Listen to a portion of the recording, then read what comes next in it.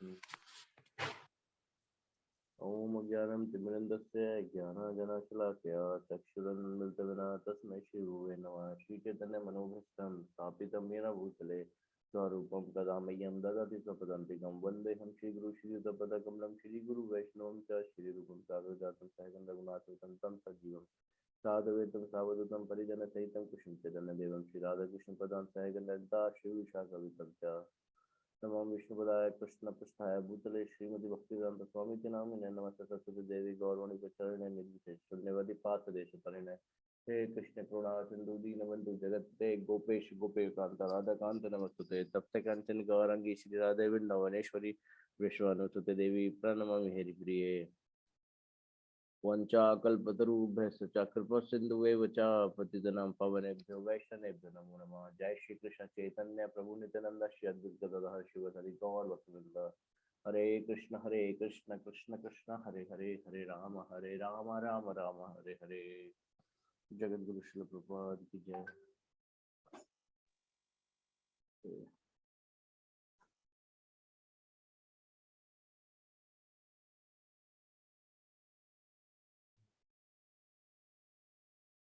स्वाति माता जी स्टार्ट करेंगे।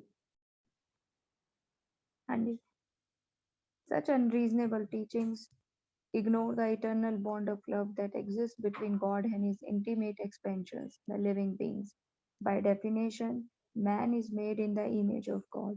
God must possess all qualities to the highest degree of perfection. One of these qualities is mercy. The notion that after one brief life a human being can be consigned to suffer eternally in hell is not consistent with the conception of a supreme being possessing infinite mercy. Even an ordinary father will give his son more than one chance to make his life perfect.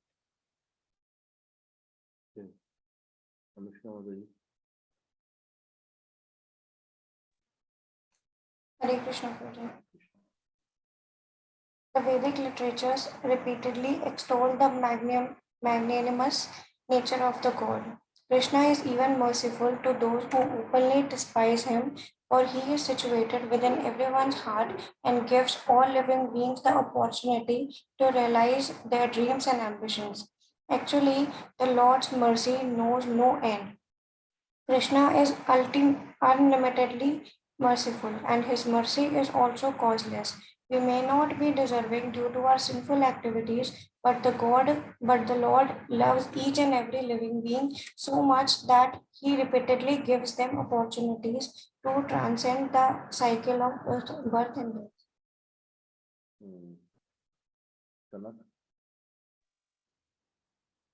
Kunti Devi, a great devotee of Krishna, tells the Lord, "You are the supreme controller without beginning and end, and in disturbing your causeless mercy, you are equal to everyone." Srimad Bhagavatam 1.8.28.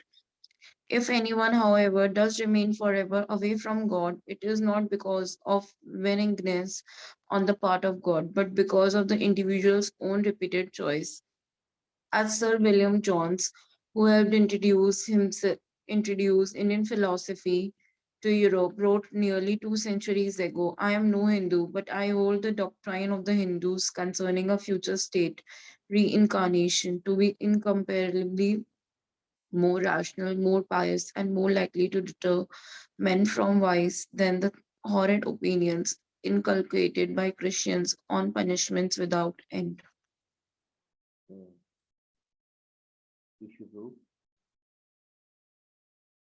According to the doctrine of reincarnation, God recognizes and preserves even a small amount of good done by an otherwise evil person. It is rare to see anyone who is 100% sinful. Therefore, if a living being makes some slight degree of spiritual progress in his present life, then his next life he is allowed to continue from that point. The Lord tells his disciple Arjuna in Bhagavad Gita, in this endeavor, Krishna consciousness, there is no loss or diminution, and a little advancement on this path can protect one from the greatest type of fear, returning in a lower than human form in the next life. The soul may thus develop its inherent spiritual form in the next life. The soul may thus develop its inherent spiritual qualities through many lives until it has no longer has to reincarnate in a material body, until it's returned to its original home in the spiritual world.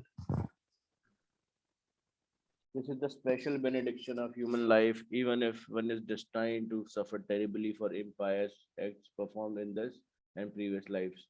One can, by taking up the process of Krishna consciousness, change his karma. The soul in a human body stands at revolutionary midpoint.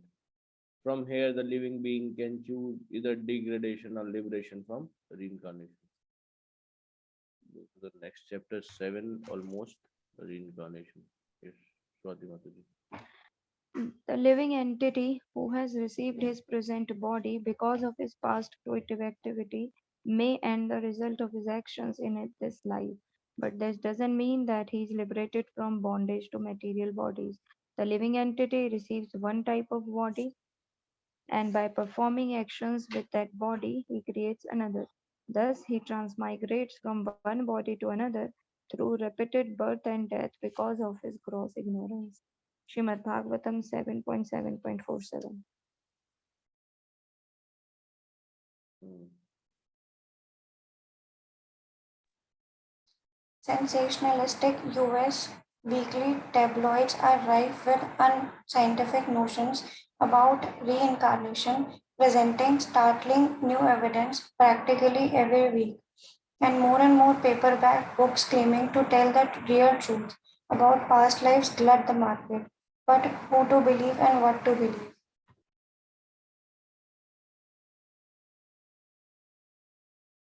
Okay. Can the National Enquirer and other similar publications really be accepted as authorities on the science of reincarnation? Out of body experiences are one tangential aspect of reincarnation that has been widely publicized. While many of these out of body reports may well be true, they do not provide us with any really new information. Reports of such occurrences may help to convince readers that there is indeed another reality beyond the body consciousness or the soul. But this is not new information, for this knowledge has been available for years. The Vedas explain that consciousness is a symptom of the soul and therefore has a separate existence from the body. From even a cursory study of the more than 5,000-year-old Bhagavad Gita and other Vedic literatures, the existence of the soul as distinct from the body becomes obvious. It is not surprising to a student of Vedic science to hear that the soul carried by the subtle body, consisting of mind, intelligence, and false ego, may temporarily go beyond its material tabernacle during dreams or near death experiences. False ego means accepting the body as oneself. The sense of I am is ego.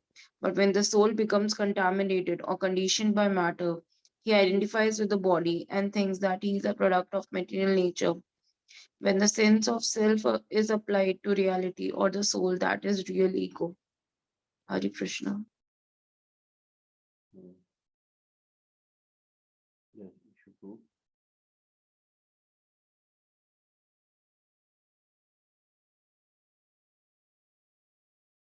Issue 2. Ji bro. Yes. Reincarnation, the real out of body experience. Out of body experience, OBs are really nothing new. Everyone has it. Everyone has had them. For dreams are nothing less than out of body experience. During sleep, we enter the dream state when a subtle body consisting of mind, intelligence, and ego leaves the gross body form and enjoys a different reality on the subtle plane.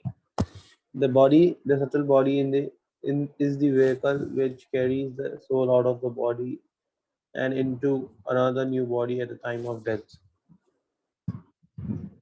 A fairly common type of OBE has been documented in the case of near death, when subjects describe how they seem to hover over their own bodies at the scene of an accident or over the operating table, observing their own bodies without feeling physical pain or discomfort, although many had been declared clinically dead.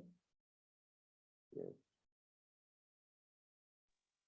Even while the gross body is inactive, the subtle body is active. As already noted, the subtle body sometimes carries us into dreams while our gross body lies sleeping in bed. Similar phenomena occurs when we go on mental journeys during the day as in daydreams. In special circumstances, during a close brush with death, people enter a state researchers have termed the near-death experience (NDE). In some cases, the terms NDE and OBE can be used interchangeably. During an NDE, the subtle body often hovers above the corporeal form. Since the soul is the elemental principle of life, the very essence of life itself, it can be observed the body it belongs to. It can see, hear, and smell just as if it possessed all the physical facilities of the body. When the subtle body hovers above the gross form during an NDE, the body may be compared to a car with the engine left running. The driver of the vehicle has stepped out for a moment, but if he does not return, the car runs out of fuel and the engine ceases to run. Similarly, if the soul does not return and reintegrate itself with the body during an NDE, the person dies and the subtle body carries the soul to another physical body to begin a new life.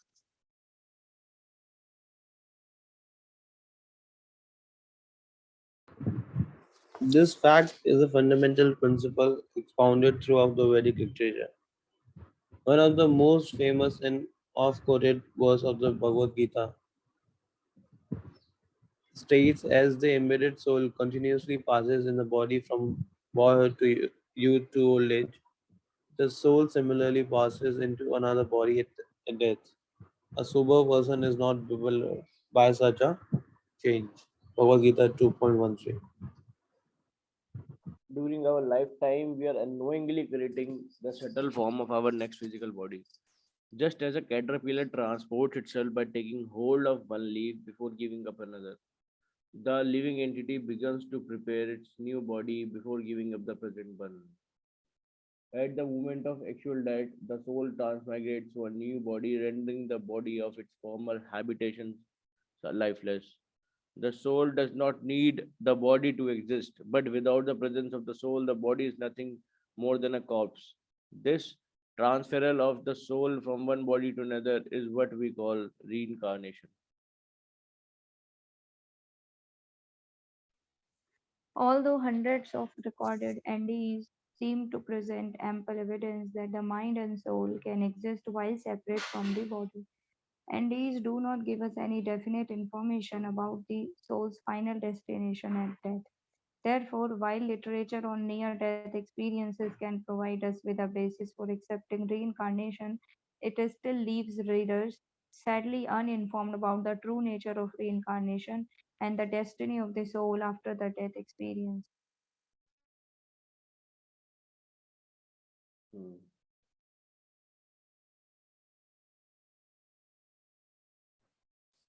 Hypnotic regressions do not give us the whole picture. A number of popular books on reincarnation focus on cases of hypnotic regression in which subjects allegedly recall details of a past life or past lives. One such book, The Research of Brady Murphy, became a bestseller in the 1950s. It was serialized in more than 50 newspapers and created something of a worldwide sensation. The book became a prototype for a whole genre of past life regression paperbacks that appeared in the decades following the book. Such books still enjoy a modicum of popularity today. But this literature about reincarnation only skims the surface, giving us a bantam view of a vast subject, a view that in many ways can be misleading.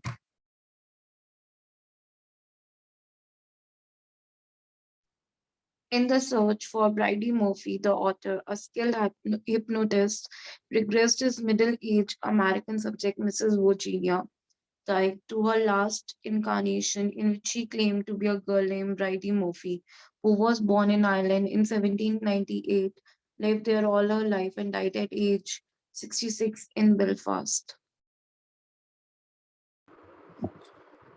Another hypnosis stage disclosed details of Brady's childhood home. given the name of parents, friends, and relatives, and reported many others particulars of her past life. The book reported that Brady entered the spiritual world at death, only to reborn again in America in 1923 as Virginia Teggy. Hmm. Investigators were able to verify some of the information TK supplied about the Bridie Murphy, but they also discovered parallel between Miss TK's childhood and that of the Bridie Murphy that she described in the hypnosis. Research revealed, for example, that at the age of 4, TK lived with an aunt across the street from a woman named Bridie Murphy. As a result, the Bridie Murphy story is still vigorously debated and shrouded in controversy. From this and many other similar cases, we can understand that even the most detailed and descriptive past life memories may be events from the subject's childhood. Psychologists studying these cases have deliberately induced hypnotic states in which subjects come up with plausible yet entirely fictional accounts of their former incarnations. This is not to say that all hypnotically induced past life accounts are fabrications, but separating genuine memories from unconscious fantasies requires a great deal of effort and is often not possible. Not only can childhood memories be mistaken under hypnosis for past lives, but also any thought, a recollection of stories heard in childhood, books read in the past, or even purely imaginary episodes or situations can be easily mistaken for real past life experiences. Therefore, the hypnotic regression approach to reincarnation often operates on shaky ground. Hmm. Another common fallacy with past life regression is the inexplicable gap between the present life and the last incarnation. For example, the subject who thought she was Bridie Murphy claimed to have died in 1864 in her last life, leaving a 60-year period before her next incarnation as Virginia Ty. The book indicates that during that period, the soul of Bridie Murphy lived in the spiritual world.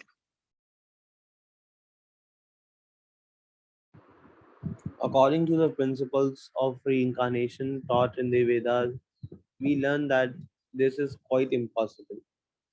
The actual process of reincarnation is that the soul, after leaving a material body at death, Sorry, enters another womb in some species of life in this or another universe.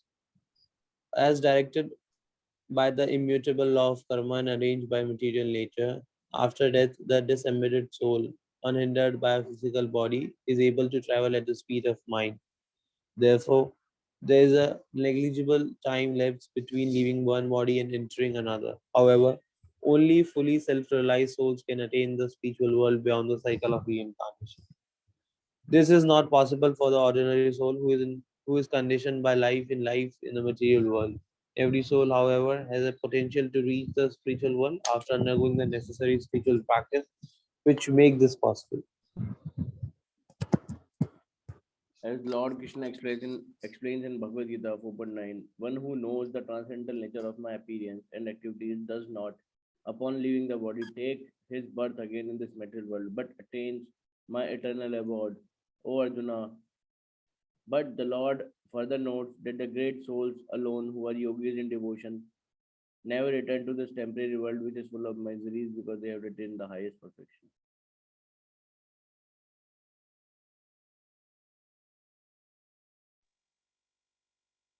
The laws of karma and reincarnation are so perfectly ordered that when each material body dies, nature has already arranged, exactly according to the soul's cumulative karma, another appropriate material body into which the departed soul will enter and take birth anew.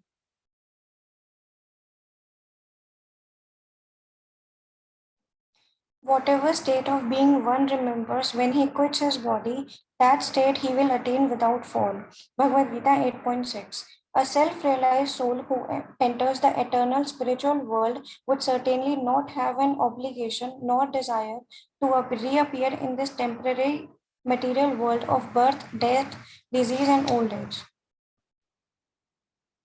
The past life regression approach to reincarnation occasionally yields evidence of the fact that the same soul inhabits different bodies at different times, and this knowledge is helpful. Many published cases confirm past life information revealed by hypnotized subjects to be remarkably accurate.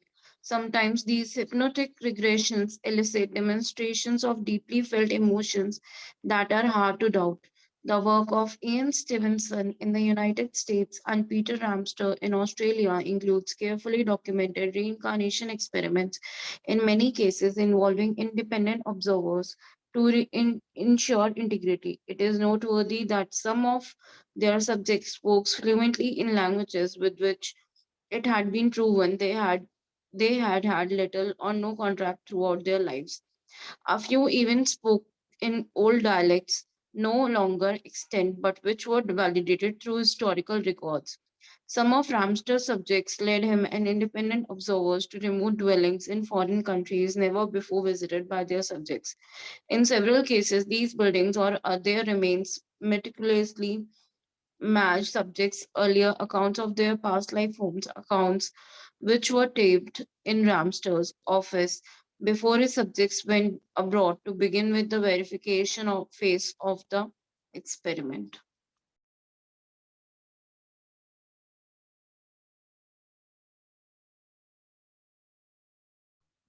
These types of careful and scientifically conducted experiments seems to lead us almost unchallengeable to the conclusion that reincarnation must exist in some form. Unfortunately, they do not give us any real in-depth knowledge or understanding as how as to how transmigration of the soul actually takes place. Therefore, the past life regression approach to reincarnation is to be a best and rudimentary attempt to explain highly evolved phenomena. Moreover, the sen- sensationalism, oversimplification, and even occultism that surrounds so much of this experimentation, most of which is not scientifically conducted, several limits of regression method as viable information source about the innumerable intricacies of reincarnation. Yes. Ashwini Prabhuji?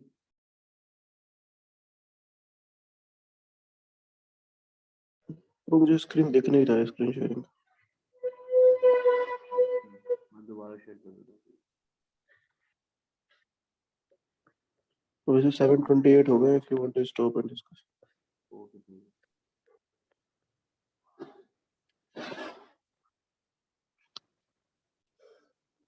Okay. मेरी आवाज आ रही है क्या उदित Yes, को? Prabhuji. Yes, आ रही है Prabhuji. मुझे अभी नहीं दिख रहा आपका स्क्रीन. अभी फिर चला गया. अभी आया था फिर चला गया. अच्छा, वो तो मैंने शेयर से हटा दिया Prabhuji. आपने कहा था हाँ सही है. नहीं it's already 7:28 if you want to discuss yes, yes, yes. and discuss. You can start with Kanak. You want to share something?